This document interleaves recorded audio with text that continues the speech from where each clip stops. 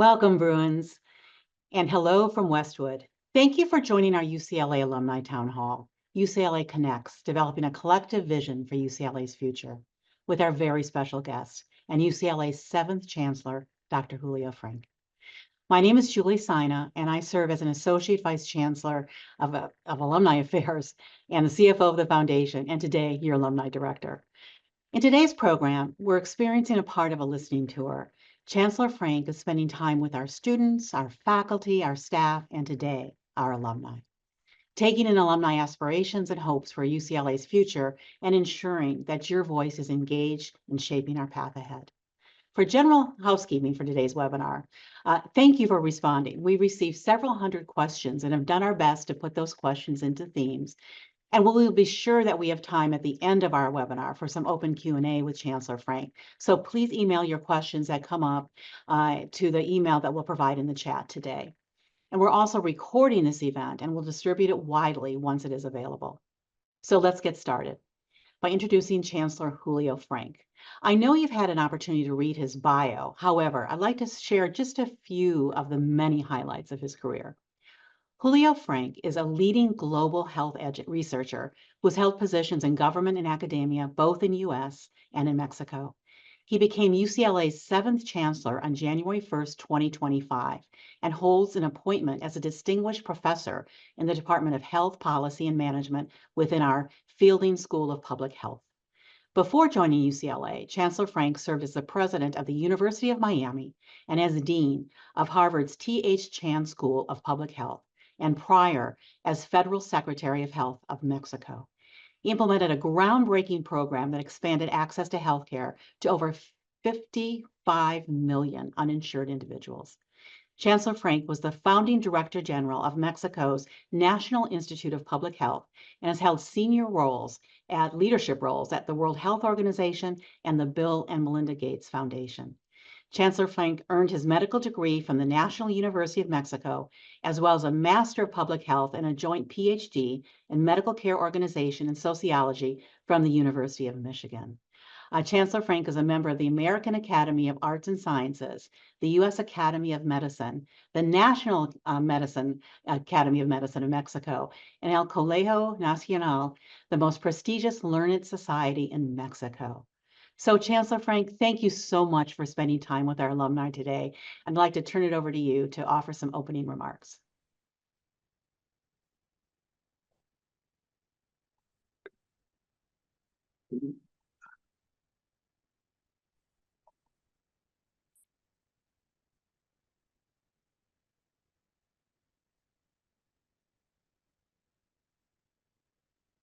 All right.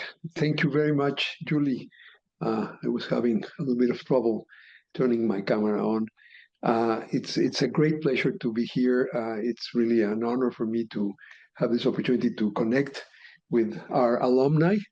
So thank you to you, and thank you to everyone for making time. I also want to recognize Dr. Claire Chaumont, who is helping put together this series of interactions with our various constituencies, what we have called the UCLA Connects listening exercise. Of course, we're holding this meeting at a very special moment in the history of Los Angeles after the devastating wildfires. It all started in my first week as chancellor. I've had a pretty interesting first month, but in previous occasions I've had to pivot into emergency management mode, and that was not an exception when on January 7th the wildfires broke out. There's a lot to do. We've been very present, and I hope we can talk more about that. But one thing I want to tell you is that even while I witnessed and was heartbroken by the loss and destruction, the extent of loss and destruction due to the fires, at the same time, I was heartened by also witnessing the incredible ability of this community to mobilize what I would call our reservoirs of kindness, and to really find ways of staying connected with each other.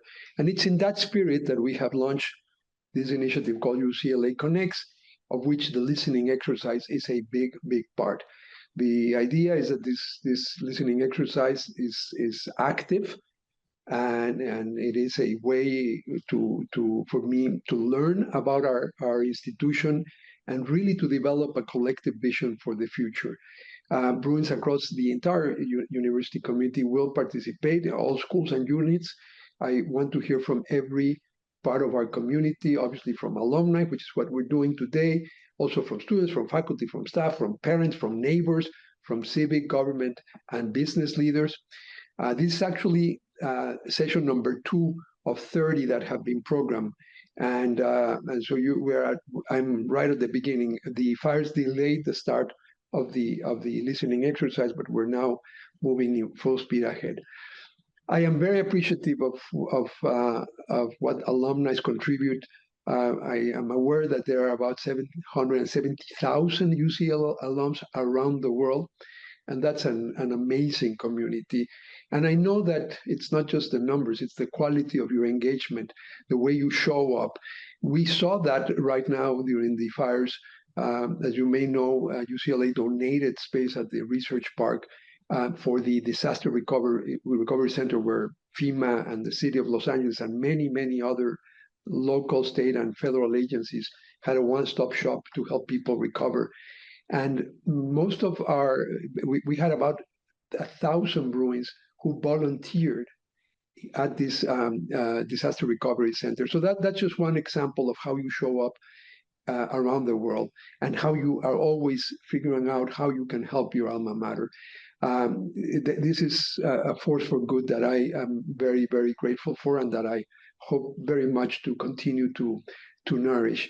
At the same time, I'm aware that you have concerns, that you care about our climate, our campus climate, and that you want to see trust repaired after a very difficult spring last year. And this is part of why I'm here today. I want to listen, I want to learn. This listening exercise will help me shape a vision, which will then form the core of my inaugural speech at the inauguration ceremony, which is now scheduled for June the 5th. So please save that date for the inauguration. So we're going to systematize everything that happens here, and then try to synthesize that in a vision, a synthesis of our aspirations and our vision for our institution. Before we begin, though, let me just add a few words about who I am. I'm the newcomer here, and it's an elementary act of courtesy to tell you a little bit about who I am beyond my bio, which you've heard and Julie so kindly introduced me with. What I would like to highlight is that the event that marks my life is the fact that my paternal grandparents were forced to flee their country, Germany, in the 1930s. They left there because of the oppression and the atrocities that were committed by the Nazi regime. They fortunately left early in that process, and left with my father, who was 6 years old, and his one sibling, my aunt, who was 4 years old. And through, as is always the case, a number of coincidences, they ended up in Mexico, a country that was much poorer in material resources, but much richer in the values that really matter. And the main value that was exhibited there is what I would call kindness to strangers. It is relatively easy to be kind to our friends and family. It is very hard to be kind to strangers. And yet here was this small family of 4, my grandparents and their 2 children, who looked very different, sounded very differently, prayed differently, thought differently than many people. And yet this country received them and gave them the opportunities to raise 2 families, my father's family, my aunt, all in all 10 of us, who we have all devoted our lives because of that act of generosity that saved our grandparents and parents' lives and made our own lives possible. We have always been, we were brought up with this idea of the need to give back to society, that kindness that was exhibited to our family at a moment of great need. So we have all channeled our efforts in either into public service or the arts or science. In my case, my pathway was through medicine and public health, and then now through higher education. And those are, to me, the two pillars of the idea of equal opportunity, which is the foundation of a just society. Health and education are those pillars. So that's what I have devoted my life to. And so that you don't think when you hear, like with Julie, all the jobs I've had, you don't feel that it's that I can't hold a job or that I don't have a clarity of my pathway. The common thread of all of those positions has been this idea of reciprocating the kindness to strangers that, as I said, made my life possible. I am the first Latino to serve as UCLA's chancellors. I am very proud about that. At the same time, I have multiple identities, and we all have multiple identities. We're not unidimensional, we're multidimensional, and I always try to mobilize that richness to connect with everyone. So I think of myself that I am the chancellor for everyone. While I'm proud of who I am, in terms of my different identities, I want you to know that I will strive to be the chancellor for everyone. Finally, a couple of words about the values that I espouse and that inspire the way I lead institutions. There's two big values that drive me. One is respect. The second is integrity. Respect is the way we relate to each other. Integrity is the way we relate to ourselves. I define respect as the way we behave when no one is watching us, when we do things because we think that they are the right thing to do. And those, to me, have always been the foundation. And on that foundation, I have always had an ethic of commitment to service, where we try to serve others. That's the core, of course, of my professional background in medicine and public health, but I think it's a much broader ethical framework. And at UCLA, service is one of the three pillars of our mission alongside education and research. And I think the recent example of the wildfires give a very clear example of that. So I am extremely privileged to join this community. I believe strongly in institutions. I think institutions are the mechanisms that we humans have developed to transcend, because we're in each job we have and in our own lives, we're here just for a limited time. But we transcend through and with institutions, and institutions are built because of their values. I am very proud of the institution that UCLA is, and for me, it's an incredible honor to join it. It's the #1 public university in the nation, as you know, for 8 years running now. And at 105 years old, it is a young university that, in terms of university ages. I mean, you have Oxford and Cambridge with 800 years, and here Harvard with almost 400 years. 105 is still young for a university, and yet it is remarkable the number of accomplishments that it has achieved in this relatively short period of time.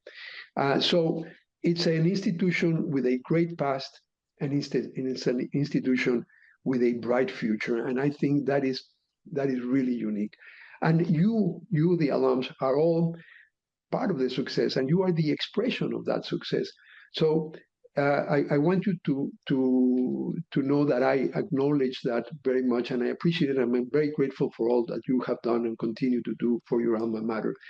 I want alumni to be deeply connected to UCLA, and I want just to see UCLA not just as the place where you did your college degree or your master's degree or your doctoral degree or some other form of education, but really to see UCLA as your partner for life. So I hope you will all stay connected and return to campus often, and I look forward to having many other meetings, many of them I hope in person. Please see UCLA as a lifelong resource for each and every one of you. I am committed to building on this legacy, extraordinary legacy. I'm committing to making UCLA what I call a connective university, an impactful university, and an exemplary university, a university that sets an example. So I'm looking very much forward to our conversation today. And with that, I will turn it back to Julie to lead our discussion. Thank you again very much for having me today. Thank you so much, Chancellor Frenk, and thank you so much for talking with our alumni community so early in this tour. I know that's something we really appreciate. And also thank you for sharing that insight into who you are. We really, really appreciate that as well. So given that, and given the remarkable career that you've had, why UCLA for you at this point in your life? What drew you here so we can have this conversation today? Um, I have spent most of my life in public institutions. I do believe that public institutions are fundamental. And I know there's many things that we can improve in government, but when you think of service, that is why we have public institutions. I had been in two private universities, Harvard and then University of Miami. And of course, these are nonprofit institutions. They also have a service mission. But to me, it was very attractive to go back to a public institution. It's where I've developed most of my career. I have to say, there's been a lot of turnover in academic leadership, in presidencies, and since the pandemic, I would constantly get emails from different headhunting firms telling me that they were recruiting a president here or there and asking if I would be interested. And I was very committed to what I was doing at that point, leading the University of Miami. When I saw UCLA, that caught my eye. It is an extraordinarily valued university in the world of higher education. It's just an incredible place, or a place I would say with an incredible reputation. Also, the fact that it's located in Los Angeles was very, very important to me. I like to be in places where diversity it flourishes, and UCLA is a diverse university, and Los Angeles is an incredibly diverse community. And I knew about many of the academic achievements of the university, and I had because I was not expecting to make this move right now. I was able to start only in January 1st. So I had 4 months from August to December where I came for 10 days each month. And I just started discovering the incredible wealth of academic resources, the beauty of the campus. So even though I started in January, I already have had the privilege of enjoying the greatness of this university. And I'm very glad I was selected to do this. Well, thank you. So as I shared, we literally received hundreds of questions from alumni. So alumni are really curious and interested in hearing from you today. And so we tried to put those into themes. So I'm going to approach some of those now. And then also alums, if you've got other questions, just submit them through the email we put in the chat. So starting first, the first set of questions aligns with UCLA's vision and strategic planning, Chancellor Frenk. So the question from our alums are, what is your vision for UCLA and how do you see the university evolving over the next decade? That's an excellent question. And let me say, first of all, I do have a lot of ideas about higher education, especially at this moment, which is a very critical moment for higher education. At the same time, the purpose of this listening exercise is for me to try to listen to and learn what are the expectations and aspirations for UCLA. What is the vision for the future? And that's why I'm hoping to craft a collective vision rather than me coming, and even with the multiple visits I had last year and now my month here on the job, I think it would be a little bit pretentious of my part to say, here's what we're going to do. I want to listen. I want to be able to synthesize all of that. And this will be the core of the inaugural address, which is the main part of any inauguration is the address. That's where, and when I do that, I hope I will be representing the community, not just my viewpoints. I am very keenly aware that the head of a university it represents the institution, and I hope to be able to capture that. Having said that, I do think we have a number of important tasks. I think we need to defend some of our values. This is a complex process, and that started several years ago, where there's been a lot of challenges to the fundamental values of universities. We've regrettably fallen into some of the polarization that is characterizing our society, and we need to be able to make the case and earn the trust of the public, be trustworthy, show that we add value to society. We know that. Those of us who have been in universities know that, but we need to be able to convey that much more clearly. We do that through the education we provide, through the research we carry out, and through the service we provide, especially our healthcare. UCLA Health is the most visible way in which we serve society. Being trustworthy for the rest of society, I think, is an imperative. And we do that through the pursuit of excellence in the three core missions of our university. Well, and then the next question comes from an area that you brought up in your remarks around diversity, equity, and inclusion. How do you see DEI initiatives evolving at UCLA, particularly in light of almost moment by moment national conversations and policy changes? Yeah, that's an example of what what have been this sort of culture wars. I think it's a misguided culture war. And the way I think about it is, it's the acronym that has attracted all this criticism. Let's step back from the acronym and let's look at the words themselves. Diversity. Diversity, I think there's lots of evidence that, of course, it's the right thing to do from an ethical point of view, but it's also the smart thing to do, because organizations that are diverse solve problems better. When you bring multiple perspectives, you understand the situation better, you bring that plurality of perspectives, and then you can address them. So we know that it's not just the right thing, it's also the smart thing to do to cultivate diversity. I think the confusion and the source of a lot of the criticism is a premise that should be a false premise, a false dilemma. People are pitting diversity versus excellence, thinking that the only way you can be diverse is if you compromise on excellence. And we need to absolutely dispel that myth. Certainly for UCLA, that is not the case. The tragedy in the US is that there are literally tens of thousands of incredibly bright young people who never apply to selective four-year universities because they are in underprivileged contexts and don't have the social support network, and therefore fear either that they will not be admitted, or if they are admitted, they will not be able to afford the education. And therefore, they don't apply to selective universities or don't apply to college at all. That is a loss of incredible talent.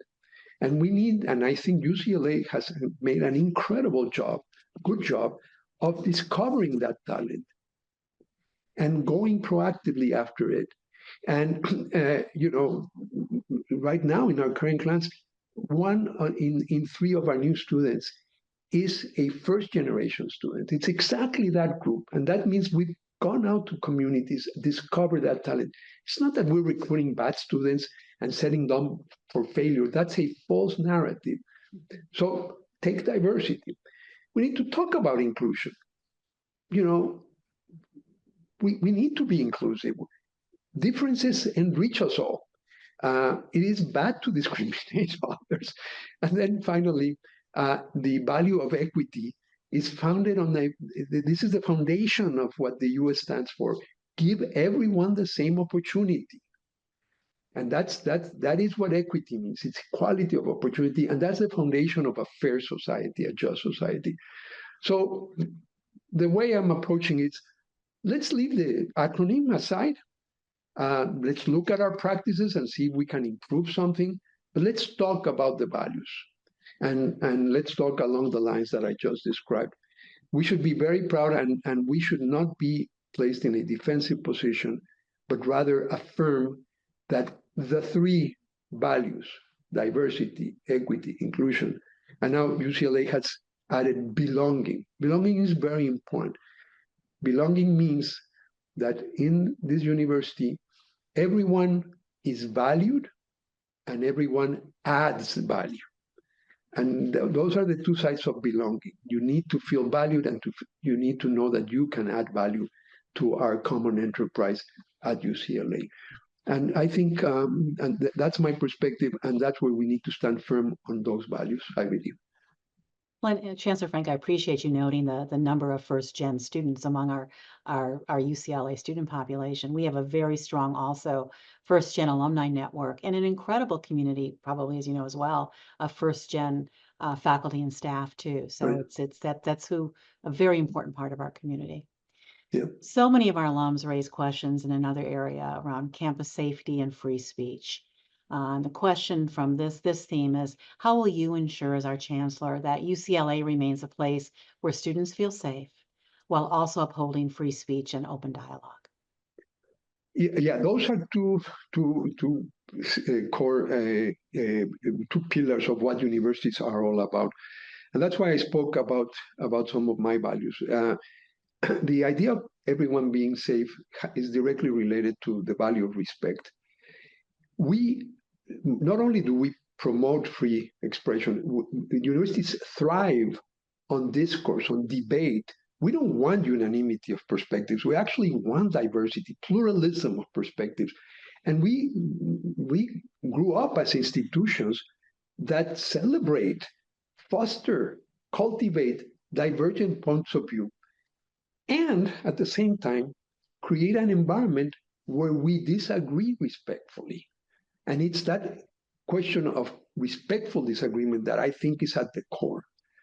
So we then have to protect freedom of expression and academic freedom with a very clear set of guardrails. And that is that diversity of perspectives, that pluralism needs to happen in a context of respect.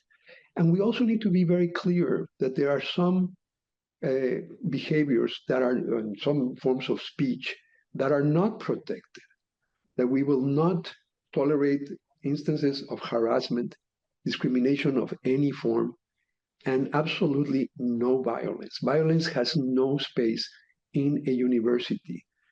I know there's a lot of violence in society, and I would be naive if I thought that we can just wish it away.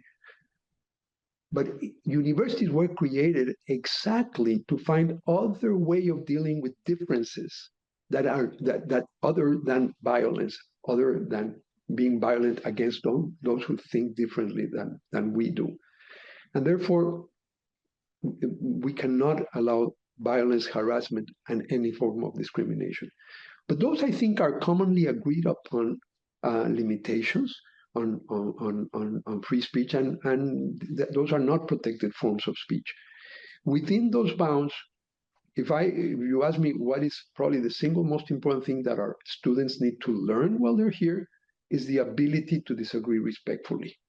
And you know, the universities launch a number of very interesting initiatives like Dialogue Across Difference and other such initiatives to actually make sure that as we educate students, they are able to develop that ability, because that is the essence of what universities provide. If we do that correctly, we will be exemplary, as I said before. We will set an example to society of how to process our differences in a framework of respect. Yeah, thank you for bringing up the Dialogue Across Difference program. And to our alums, I'll share with you that our alumni board is actually going to participate in a training on that at our next board meeting, and look for ways that we can engage our alumni community in a broader base in participating in that series. So you'll be hearing more about that from us as well.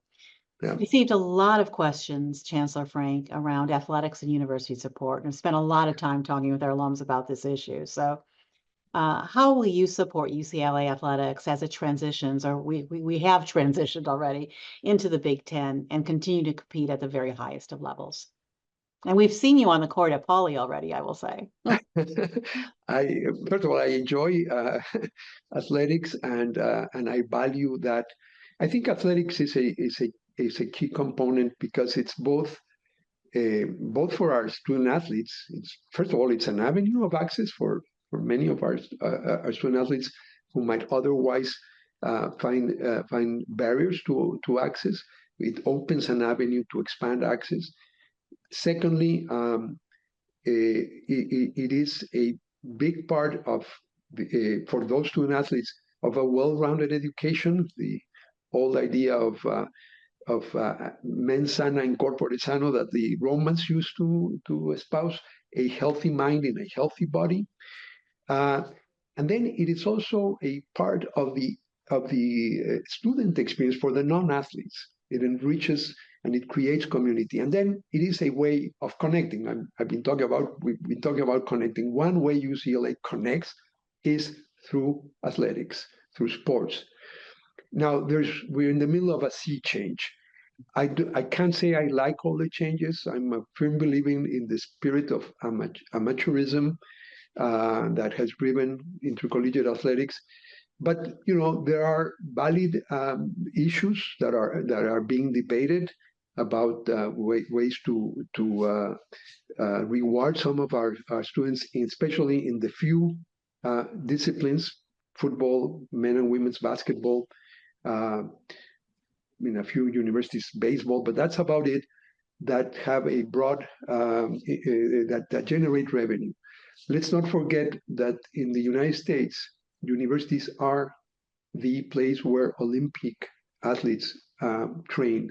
And therefore, we also need to approach athletics with a sense that part of the revenue we generate is invested back and helps us to have a comprehensive offering of all kinds of athletic disciplines and be compliant with Title IX, to which I am absolutely committed.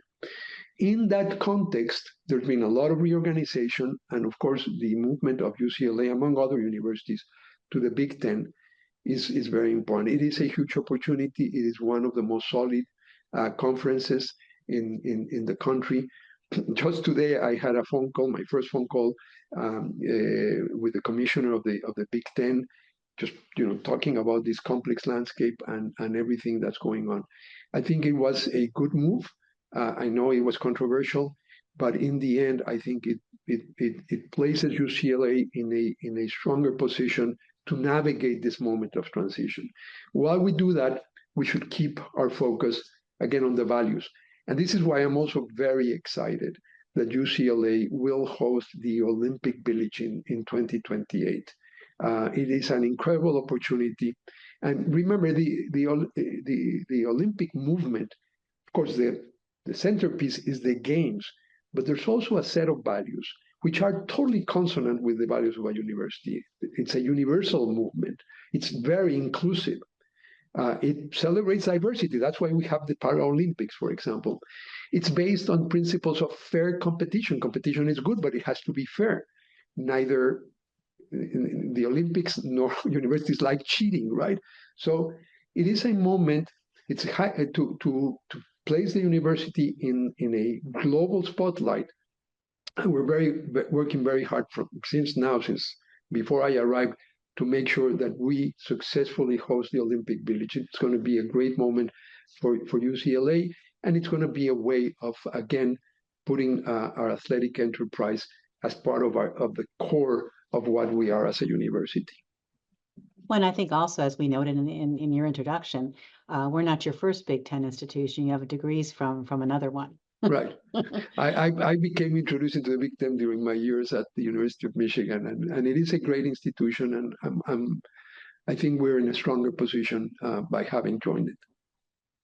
So our alumni are also interested in educational and curriculum innovation. And a question in this category was, how is UCLA incorporating AI and other emerging technologies into its undergraduate offerings to prepare our students for the future? We're covering the universe here today, Chancellor Frenk. Yeah. So, education innovation has been one of my passions since I started this part of my career in higher education in the United States. Um, for whatever reason, education was one of the few fields of endeavor that did not experience a technological revolution during the 20th century. Compared to medical care, for example, or to transportation, almost anything during the 20th century, all of those fields had a technological revolution. Education did. And it's often been remarked that if a time traveler from the 18th or 19th century suddenly appeared on the campus of UCLA, he would not recognize almost anything.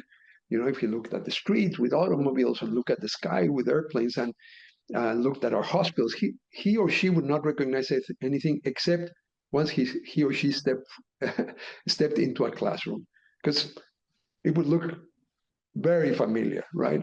An older person in the front of the classroom talking to younger people on the other side. Today, that revolution is happening as we speak. And that's been driven by advances in the learning sciences. We understand better how humans, especially adults, which is our population, learn. And that has driven the application of some technologies like high quality online, not the original online, which was just putting the boring lecture and slides, but now on a screen. High quality, interactive.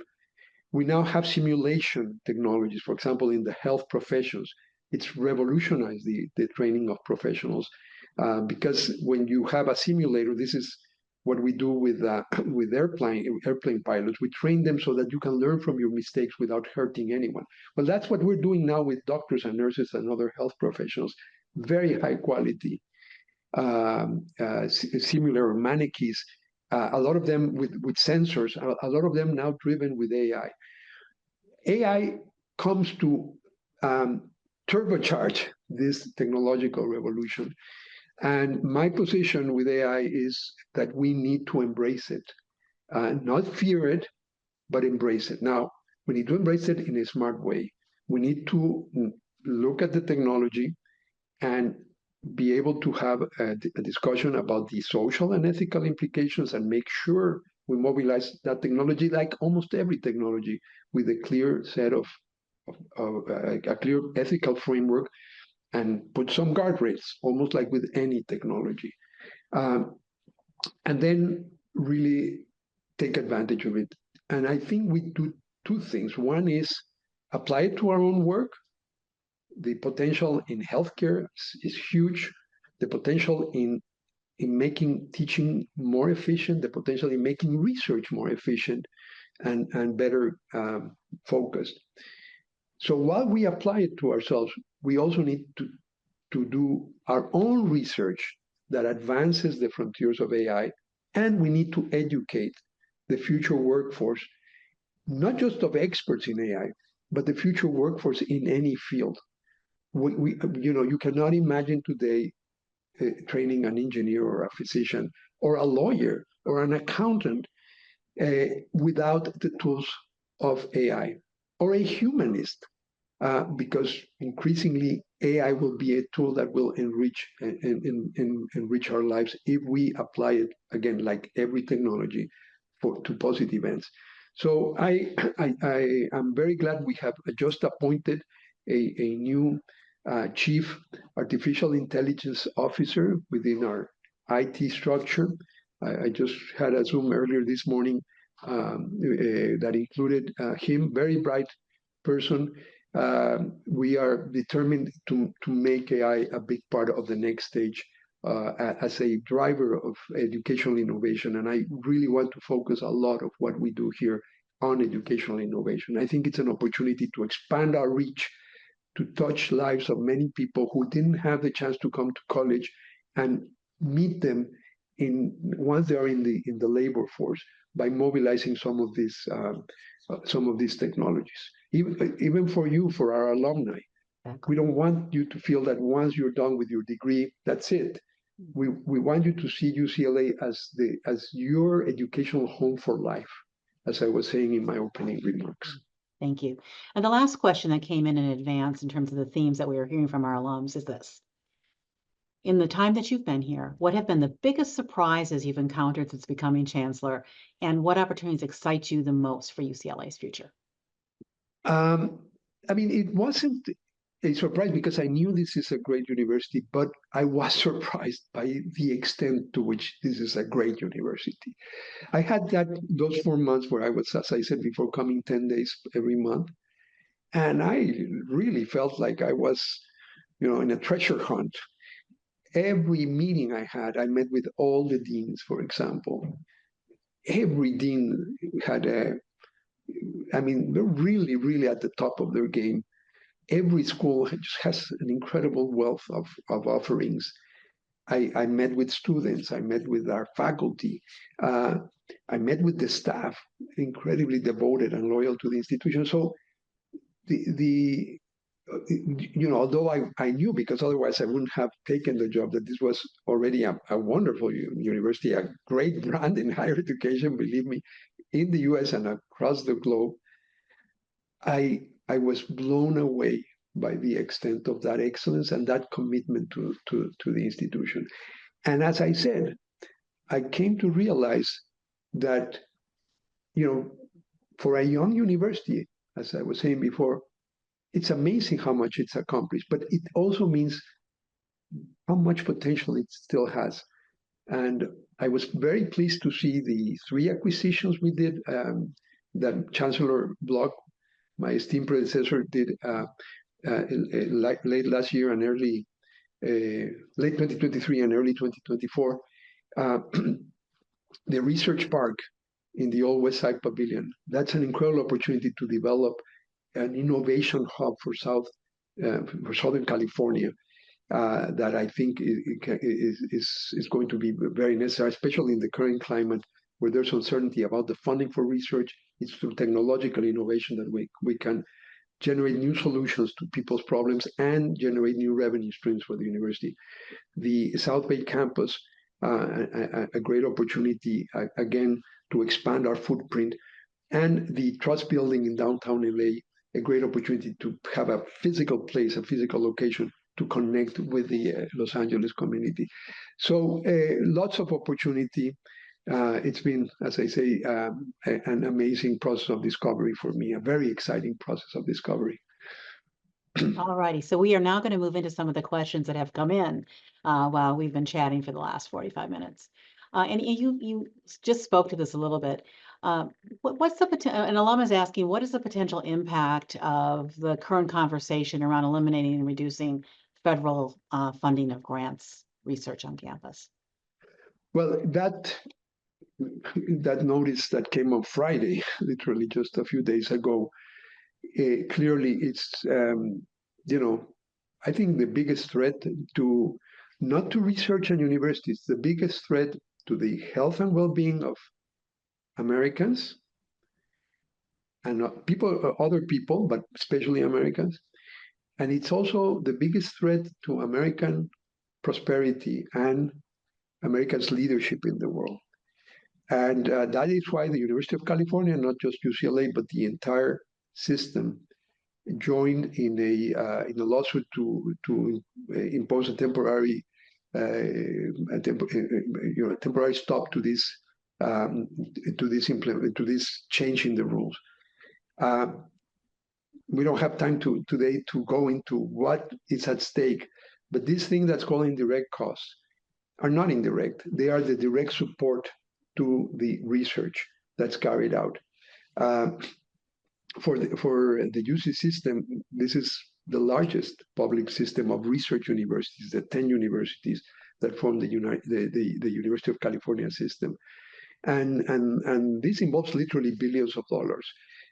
So it would threaten the core of one of our missions, what distinguishes us as a research university. And that's why we've been in constant communication. Through this last weekend, all of this week, the temporary restraining order was issued on Monday.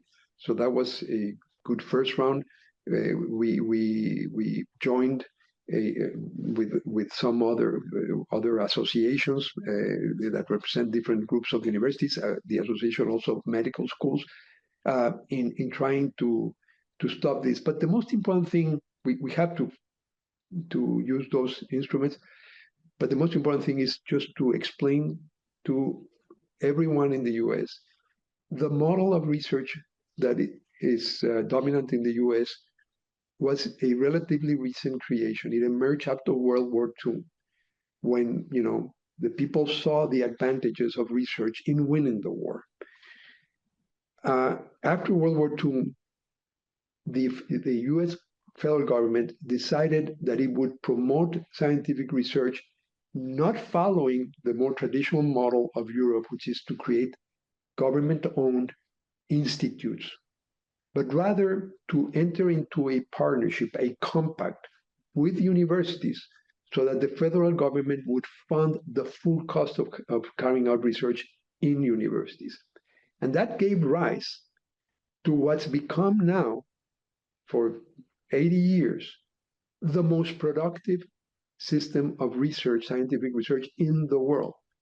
And that has underpinned American prosperity, its economic superiority around the world. This is what's being threatened. It's certainly very bad for universities, but it's even worse for the American public. So we're going to be very determined to defend the funding for research, and I hope that we will find that echo both in the court system, but most importantly among the public. Went to our alumni, Chancellor Frenk mentioned the communication that's been going out to campus, and we post those communications on our alumni website. So please bookmark that, and we keep that up to date as soon as something comes out from our chancellor and our university leadership.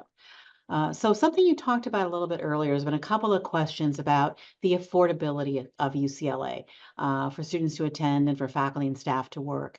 In your time so far, what do you think can be done to make access to UCLA possible and attractive for our students and the top talent? Well, here I think UCLA has done an amazing job. As I said, the fact that a third of our first year students are first generation, and a third come from lower socioeconomic status. So the amount of financial aid that goes out is impressive. As you know, we entered a compact with the state government, the government of California, to increase the proportion of our students who are from California, and that is what we're doing, not just ourselves, but all the other campuses of the UC system as well. We are improving access. The purchase of what's now South Bay campus is an example of an effort to increase our capacity. The commitment to provide four years of housing for our students and 2 years for transfer students is unique, and that immediately increases access and lowers the total cost of attendance. The amount of financial aid that UCLA mobilizes is critical. Still, we need more. We need to continue to raise that bar and make that effort to reduce what I called a moment ago a tragedy of all those talented people who don't even apply because they don't have the access to the information and the social support networks to know that they would be admitted and that they would be successful and that they would have financial aid, so this would be an affordable action. In addition to that, I think it is, as we try to make ourselves trustworthy and have the public's trust, it's important to realize that in the United States, only 1/3 of adults have a 4-year college degree. That, by the way, is the highest proportion of any industrialized country, but it's 1/3. That means that 2/3 of adults don't have a 4-year college degree. We need to find ways of touching more people's lives. First of all, we need to remind people that we already touch a lot of those lives. UCLA Health. Most of the patients who use UCLA don't have a college degree, and we're touching their lives. We do that through research, what I was saying a minute ago. Every single technology that has improved the quantity or quality of life since World War II has started with fundamental research, and the vast majority of that research has been carried out in universities. Think of the internet, just to give a UCLA example. The internet was literally born out of research carried out at universities, including UCLA. As many of you as alums must have visited the site of the first internet message between Stanford and UCLA. But we can give endless examples of medicines and treatments and vaccines and information technologies and all kinds of technologies that have improved the quantity and quality of life. So we touch lives that way. On education is where we have the biggest challenge. And I think that while doubling down on our core mission of fostering our commitment to a liberal arts and science undergraduate education with a residential model and a top-notch graduate education, we need also to figure other ways of reaching out other people. And that's part of the educational innovation that I was talking about in a previous question. It will enable to touch more lives because that is good in itself, and it also allows more people to benefit from the high quality education we provide. But it expands the proportion of people in our society that actually understand what it is to be to benefit from such an education. Well, and speaking of reaching out, we do have alumni living globally who have joined this town hall with you, Chancellor Frenk. And one of our alums from Spain is asking, how do you envision ways to improve how alumni living abroad may help UCLA students and get involved with helping UCLA achieve their goals, our goals? You know, one of the things I love of the strategic plan, and I have to say one of the things that attracted me when I was being recruited was the quality of the strategic plan that was developed by Chancellor Frenk and our provost Darnell Hunt, called Creating the Future. And that strategic plan has 5 goals. One, and 2 of them might seem contradictory. One is to connect more to our local community, and the other is to continue to elevate our global presence. They are not contradictory. And the plan endorses this notion of local, being both global and local. And everything, by the way, in our world is both local and global. So that local perspective is very important. And that means that all the alums we have around the world, we want you all, those of you who are in this call, and your friends and people you may know, your networks, to feel connected to us. And today we have the technologies to do that. Part of educational innovation is, part of its benefit is that if we deliver it at a very high quality, then we reduce or eliminate the friction of space. You can basically distribute that globally. And that's, I think, a way of continuing to be connected. Our students are graduating into all around the world into the most dynamic labor market in history. Because while you're in the university, new jobs are being created or existing jobs are being disrupted. So almost by definition, you cannot learn while you're in the university everything you need to succeed in the labor market. So technology now allows us to accompany people, starting with our own alums, along their entire professional journey. And that can be done wherever you are in the world. And that's, I believe, a way in which we're going to be able to connect. In addition, I do hope, as I haven't been able to do that because I've been literally grounded in UCLA, dealing with a number of very complicated issues like the ones we talked about earlier in this conversation. But soon I hope to begin to travel a little bit and connect, and I will be meeting with alumni associations. And anytime I go for whatever reason to any other country, I will immediately reach out to our alumni association. So I hope to have the benefit of doing more in-person meetings. And of course, I'm going to do that right away as part of my first few months here with our local alumni associations. But I want to extend that also to those who live in other parts of the world. We certainly look forward to that partnership. The last question for this section that I'll ask you, Chancellor Frenk, is an alum is wondering about the artwork behind you. Could you tell us a little bit about that? Well, it was a gift. This is my office, and you cannot see, but there's still boxes. So don't think it looks as neat. Don't think it's as neat as the camera portrays. But that was a gift, and it shows it is a gift that shows people who are obviously diverse embracing each other. You cannot see the details, but it is a piece of art that celebrates the idea of diversity, and I place it there to underscore. Now I realize it's not very visible, but whenever you're on campus, I'll be happy to invite you to my office so that you can appreciate. It's And I'm sure your alum are going to take you up on that, Chancellor Frenk. we'll, but it is all about the value of diversity that we've been talking about. Well, it may not be visible, but I can tell you, even from where we can see it on the Zoom, it is uplifting. So to our alumni, again, as we shared, we did record this. We'll be sending this out. And also, I acknowledge we did not get to all of your questions, those you submitted and those you submitted while online. I assure you we'll work with Chancellor Frenk and his team, and he acknowledged Claire, who's been a great partner in trying to get those answered to you through our various channels. So before we end, Chancellor Frenk, I want to give you the last word or words.